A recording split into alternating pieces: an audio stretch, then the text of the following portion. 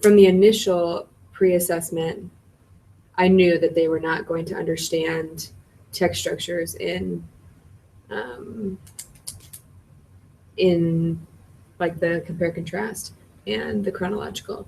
But once we did a lesson, they actually did pretty well, except I talked about the cause effect problem solution was still a problem. So that's what I gave them today that I shared with you.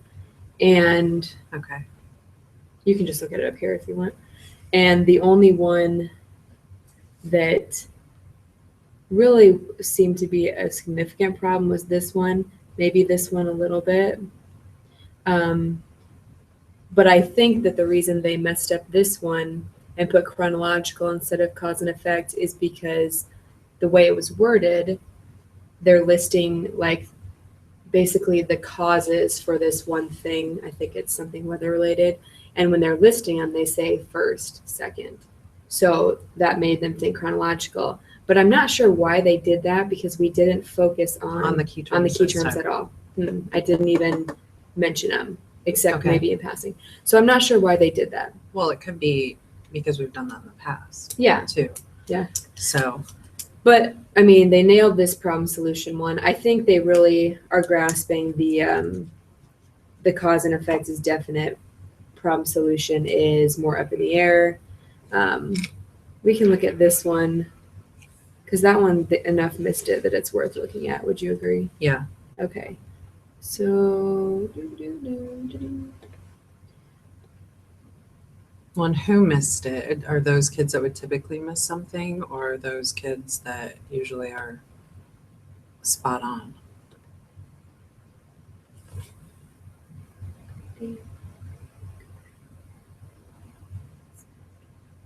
This kid has been pretty spot on. Okay. She did very well. Her English, she really struggles with English and reading, and so I was really happy with that. Only missing 2 out of that was. So this is kind of up in the air. Well, let's look at it and see. But it could have been the question because it was a 50-50. So that was 4.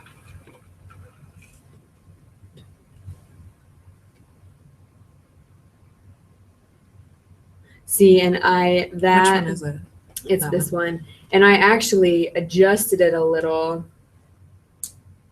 Which one would you pick? On the little baby one.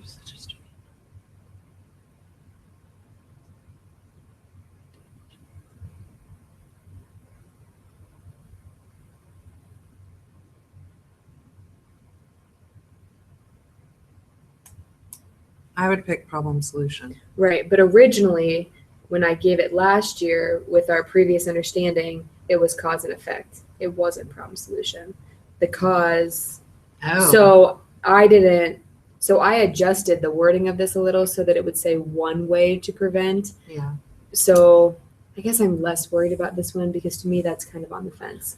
Because it really is. It could be just the design of the question. Right. Okay. Yeah. So that one I'm less worried about. So I'm feeling okay about text structure based on today's, other than this one. So I think that's amazing. Right. That's amazing. Right. That's not a surprise because that's all we do, it seems like, in English. Sometimes. Right. But sometimes one thing that did make me happy is usually I get a ton of kids saying description everywhere else because they're like, well, it's describing something. And so I've had to like kind of drill into them that they have, if there's another text structure present, go with that because everything's going to describe something. So I was happy that I didn't get 100 descriptions. Love that. Throughout. Yeah, but this is good. So when I'm modeling tomorrow, do you think I just need to reiterate, worry less about the word choice and more about what's being communicated? Do I need to even bring that up, or was it only an issue on one, so it's not really... Well, last time we taught this, we talked about the word choice, and we used that in the focus lesson as a specific thing for kids to use. As a strategy. A strategy, and we did not do that this time. No. So... And I don't think kids need it, except that they're inadvertently doing it a little bit anyway. Why don't we ask them? ask them tomorrow, if you picked chronological, why were you thinking chronological? Yeah, show them the question, show them the results. If you picked chronological yesterday, Okay. tell me why. Because then they're going to give you the feedback that you need so you can really address whatever the misconception was. Okay. And then if they're saying, well, Because I saw it the might words not be. first and Okay. second, then, you can say to them, common thing to do. It's a common strategy. But you need to look at the piece overall. Right. That's what I would do. And like, what is the relationship of the Mhm. stuff being talked about here? Is this like an order that's occurring? Yeah. Oh, no. Okay. Okay. That's good for text structure. Because we've done a lot with it. I think they're ready to move on to bigger pieces. Okay. The only thing I am worried about is when they look at a piece as a whole, and there's lots of baby text structure, baby paragraphs with text structures. And I did that a little bit and introduced them to that. I like put all those dinosaur examples like together as if it were like one essay, and showed how it could be different text structures in one piece. And then I am going to, when I model it for this, and this is what they've already read for their pre-assessment. Yeah. So when I model it, I actually like give them examples. I'm going to give them examples from each. There's examples of all of them in there, but I'm going to give you examples and explain where they're at, because that's what I'm going to ask them to do too, is to give me 2 to 3 examples of text structures that are used. Okay, so you're going to go through, you're going to do a read aloud, think aloud with this article. Mm-hmm. And as you're doing this for them, you're going to identify those structures that you see while you're reading. Yeah, and when we're doing the structure and the tone, what I think I'm going to have them do is I'm going to have them writing on this. And as I'm talking about, having them mark where it is that I'm talking about, so they can get used to marking up. It's like kind of that close reading. Okay, so you're going to have them mark on this as you're marking on it. Well, yeah, they're going to have this as well. Okay. You know what I mean? Yeah. Okay. Or I could not give them it. Let me clarify just a minute. So you're using your read aloud, think aloud with this to go over text structure again, or just tone, or both? Both. Because Okay. I basically am going to model what I'm going to ask them to do, which is to identify all 5 of these things. These are just the 2 things that give them the biggest trouble: text structure and tone. Okay, and I know we discussed that earlier. So you're going to talk about what? Let me look at this really quickly. And these are your answers. My answers that I created that I'm going to So model. all of this is going to be here when you're modeling. What do you mean? Like when you give them this sheet, you're giving them this sheet before you model this work for them, right? Maybe, probably not. Okay. All right.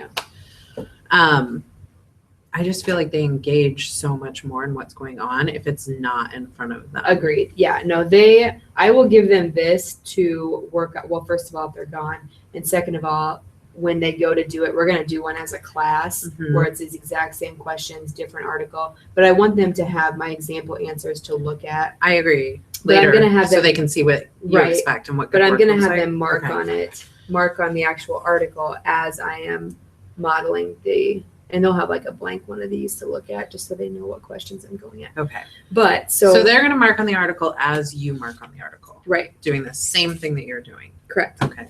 So I like that. What I really want to talk about, though, before I do that is tone. Text structure I'm feeling okay about. I'm feeling like there's one little misconception. I can do that when they walk in the door tomorrow. But with tone, based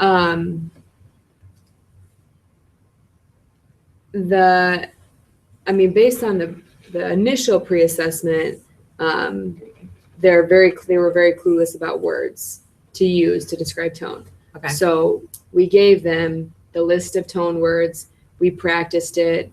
I have formative assessment from right after my focus lesson where with the words, 12 out of 18 in those, that 2 paragraph at the end of the focus lesson where it's like a positive and a negative. and then they have to figure out. I had them pick 2 tone words that would describe the tone of that. So 12 out of 18 got that.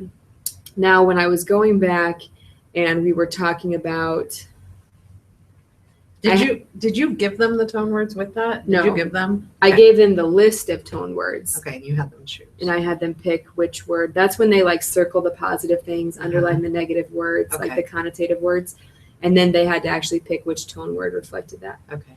And 12 out of 18 nailed it. The ones that didn't get it, it's because they didn't pick like the best word. Like maybe they picked like for the one that's almost, it's like a relaxing tone or a relaxed tone. They might have picked like a word that's a positive tone but really isn't there. Like a excited tone. So they're getting in the right column. They're getting if it's positive, negative, or neutral. But they're not choosing the right one from within. Correct. Okay. Now what I did today, which I already erased, is I wrote, because I felt like that needed to be addressed. Also, I gave them the subject and the tone that I wanted them to address, and they had to write a statement about that subject using that tone. And they kind of tanked a little, generally, as a class. And so that's how I really figured out that that's definitely the next level. Oh, yeah. Well, I wanted to see if they were there. They're not there. That's okay. But they had a same thing. Like, instead of using a tired tone, they might have used an like a, I wish I had the words, like not an angry, but anyway, so I feel like they get the positive or the negative, but the exact best word, I can't figure out how to get them to pick the best word. So on the board, I think I put excited, passionate, and loving. And we talked about how those tones are different. And at first they couldn't really nail it. But I talked about how, as a teacher, I could use an excited tone, a passionate tone, and a loving tone. I gave them kind of, like I said, the things in different tones, which it's hard to say things without using your I was going to say, did tone. you do it verbally? I did it verbally, which is more difficult. But I tried to make sure my language was different, if that makes sense. And then I had them give me some ideas because I had 3 negative ones up there too that maybe people interchange more than should be. But I haven't had an assessment post that, because then I was focused on text structure to make sure they had that. So I probably need one more on tone, but I know that I need a strategy for them to figure out how to pick the best tone word. Okay. Rather than just positive. Well, let's start, let's just think about, brainstorm why they can't get there. What could the reasons be that they can't get there? Is it the first thing that popped in my head is that it could possibly be a vocabulary thing and an understanding, but those words were pretty simple. What were the tone words that were in the assessment? In my pre-assessment? Yeah. Because I've just found that kids do not see the subtle nuances between those words. They don't think about those things. Oh, I see. Well, in the pre-assessment, the tone words could have been concerned, serious, nervous, because they're concerned for kids making bad decisions on social media in the article. The ones they were giving me, some of them got it, but warning, regretful, reconsiderate, informative. Is warning a tone? Yeah, it's probably not the best word to use to describe it. But they're closer to the. But your attitude, tone is the author's attitude towards the subject. So the author could be, they went opposite. Instead of, saying that the writer feels concerned as a result of it, they went warning. Opposite. Do you see they feel like the article is trying to warn you about something. Oh, they're looking at how they feel, Mhm.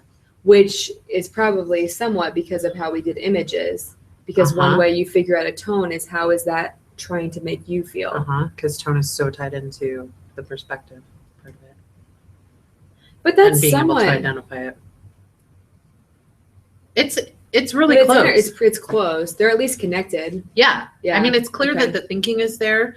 They're on target with that part of the thinking. We just have to figure out a way for them, because that's what I feel like that's what they screw up on all the time, especially on like assessments and things like that.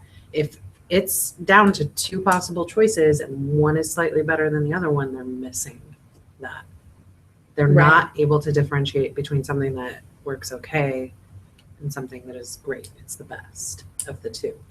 So we've got to figure something out Do we to help need? them understand that. Do I need to do something where they're practicing, like kind of like maybe working out in a small group, which one of these three words best describes that tone? Do it so that they can practice that like deep thinking skill. Do I need to do that? I think you could do that with, you said 12 out of 18 of them are better at it than the other 6, right? Yes, but that was my initial, like right after the focus lesson. Yeah. The ones that I've had since then, to me, imply that those were maybe a little bit easier than I'm Okay. giving them now. So I don't feel 12 out of 18, I don't think is necessarily accurate. I think, okay, I'm so thinking more here's, like 50%. here's the other thing that I think Kids. we need to get them to hone in on. And that is that there are subtle differences between words within those columns. So I'm almost thinking that we need to give them categories or a bunch of words in one of those categories, like negative. We might give them angry. We might give them critical. We might give them a list of words. And instead of really applying them to a text initially, instead have them actually go through and order those according to magnitude, from like least to greatest. Which one is the most negative? Which one is the least negative? So that they're actually looking up the meaning of those words and seeing how those words can compare and contrast with each other. Now, they're not always going to get a list of words. No, but when they're doing tone, but it gets them to realize, oh, there is a difference. And if we give them 10 or 15 of the most positive and the most negative, at least we're expanding their vocabulary a little bit with those, because really most texts, there's like a main like 10 to 15 tone words, positive, and 10 to 15 negative, that one of them will fit that. Would you agree? Yeah. So, okay. So that might be. Now, the other thing that I think you could have them do, they have lists of tone words online. Yeah. And it within the negative category, you're going to have words that cover negative like sad. You're going to have words that cover negative like angry. You're going to have them categorize those. Have them split those apart into different categories and just have them work with those words a little bit. I think that might help. Okay. Something else was just in my head and it's gone. So you go back to talking and maybe it'll. Okay. So I'm thinking, I wanted to start modeling tomorrow, but I think they need to do this first. Otherwise, they're just going to keep struggling with identifying tone. Because eventually I have 6 or 7 texts that I would like them to work through with a partner or a small group, I haven't decided, where they're going to be identifying all of these things. So I don't want them to be constantly stuck on tone and messing it up if they're not ready. So I like the idea of having them look up the meaning. How did you say that? Rate them based on magnitude? Yeah, their magnitude from least to greatest. So if they're all tone words that deal in that realm or that category of angry, critical, stuff like that, go from least to greatest according to their magnitude. Because that's pretty subjective, but it's okay because it's still going to make them converse about it and see it. Because it's about the conversation. And what they'll see is that the subtle differences between them do matter. They do matter in what it's conveying to the reader and And authors should be and probably are thinking about that Okay, I when agree. they create a text. The other thing that had popped into my head, when you're talking about tone, are you having them identify those phrases and those words within the text they're creating it? No, we haven't even got there yet. We're on Okay. the words. Okay. But I am modeling that I'm, when I do that, that's what I will have them do. I'm wondering if doing that is going to help them hone in more on which specific tone it is. Maybe. So I'm wondering if we need to bring that element in But do you think after this, immediately Yeah. after this. I agree, immediately after. Okay. Because I think that they need to understand that there's differences between those words before they can start trying to figure out which word. Because I wonder how do you figure out tone without looking at those phrases and words that are like creating imagery and stuff like that within a text? Well, I still think part of the problem is the vocabulary. So if they Yeah. don't know what the words mean, then no matter how many context clues there are, they'll never understand. That's true. So I agree, start with the words, but I also agree we need to do some practicing with looking at the Yeah. vocabulary used. Okay. So we need both of those elements in there. Do you think that this kind of practice, so we can do some work Word with work. the words, Mm-hmm. and then, I mean, could it be as simple as looking at, 5 different little 2 to 3 sentence sections and identifying which words hint at a tone word? Or how would you set that up? How do you imagine that looking? I don't want to overwhelm them with No. these giant texts. at No, first. I would use a small piece of text, and I would vary your levels of complexity in those texts. Right. So then you can really figure out where kids are at Like they get it proficiency on this wise level, with they're that. not on the- okay. Mhm. And then we can split them apart if we need to and differentiate for them. Okay. But what I think I used to always do a quick review on like figurative language. Yeah. Because those are the things that they need to be looking at in the text. Figurative language. Are there metaphors? Are there similes? Those are some of the phrases that they need to pull out. Any words that they're using that are tied into sensory imagery, those kinds of words. Those are the things that they need to be identifying because those are the words that have the connotation that creates tone. Okay. You know what I mean? Yeah, I agree. So I just totally lost my No, train you're of thought. good. I'm still with you. I'll pick it up. So I think so I don't need to necessarily worry about a big length, but I need to have varying complexity so I can figure out, okay, maybe this kid gets it at level 1, but not at level 3. And then They need to know what they're looking for to determine the tone. Does that make sense? Yeah. And that's where that figurative language part comes in. Right, which is the same way we taught it last time because I had them Yeah. looking, but I just phrased it. I used connotative language is the Language. phrase I used last try, Mm-hmm. and I decided not to use that this time because they were like confusing the words and so I'm Yes. trying it a different way. So instead of using necessarily connotative language, they'll be looking for language that Figurative. hints at the tone, figurative Okay. language. Yeah. Okay. So I'm thinking this is like we do the word work. I would like them to do the looking for tone independently because I need to know where they're at independently. What do you think about the word business? I guess I would rather them do that with somebody so that they can have somebody disagree with them about agitated versus irritated, which one's at a higher level. What do you think? Yeah, that's definitely what I would do. I would break them into small groups. I think Okay. you could split that work up initially. Like maybe have them go through and categorize them like these are all anger words. And These then are have them come together but and come to a then, consensus. yes. Okay, I like that. That's what I did last try too with the. and definitely like make them come to consensus because they will argue. about it. Like maybe do a fist to 5 and tell them, okay, a 5 is I absolutely 100% agree with you. 3 is I don't totally agree with you, but I'll go with you. And then 0 is no, there's no way we can put that in this order.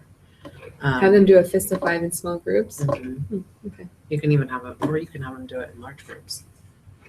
You could have them do it in both Well, I mean, places. the classes are so small. Oh yeah, I've done it as a large group. I've just never You do had. have teeny tiny classes. Yeah, for 12A. Okay. Shh. Okay. So words. We're gonna have them look for phrases. Decide on. And anyway, the more words they play around with and are exposed to with regards to The more tone, they're gonna have to pull. yeah, and the better, just the more confident they're gonna feel. They're not gonna feel like it's got to either be happy, sad, or angry. Absolutely. Okay, so that'll be good for tomorrow because then whatever I get from this, I can use that to base my modeling. And if I need to do something else, then I gotta do something else. Okay. The next day. Sound good? Yes. Okay. Is there are there a couple days this week which 2 would work for me to come in, you think, on this stuff? Thursday and Friday. Okay. Unless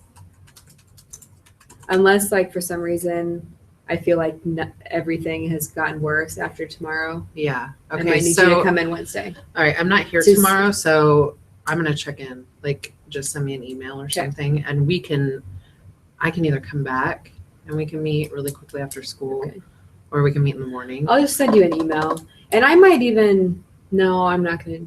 Well, no, I'm not gonna. I was gonna do this. I was gonna try to do that digitally, maybe the assessment, but I think that not being able to circle, I'd rather have them circle phrases and mark.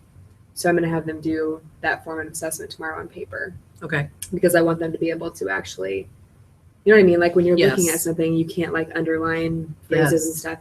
So I'm going to have them do that since it's the first time they're really doing that much. And then, do you think it'd be okay to have them do a couple of those looking for phrases with their small groups first, just to cover the basis a little bit? That's a great idea. Okay. Well, and I think it'll give us some information we can use later. Yeah. Okay. So we'll see how that goes, and then I will email you tomorrow and tell you how that goes. And if it totally bombs and they're still not understanding tone, I might need you to come in and just watch individually and help me figure out what to do for different kids. Okay. Okay. Yep. All right. Anything else you want to work on?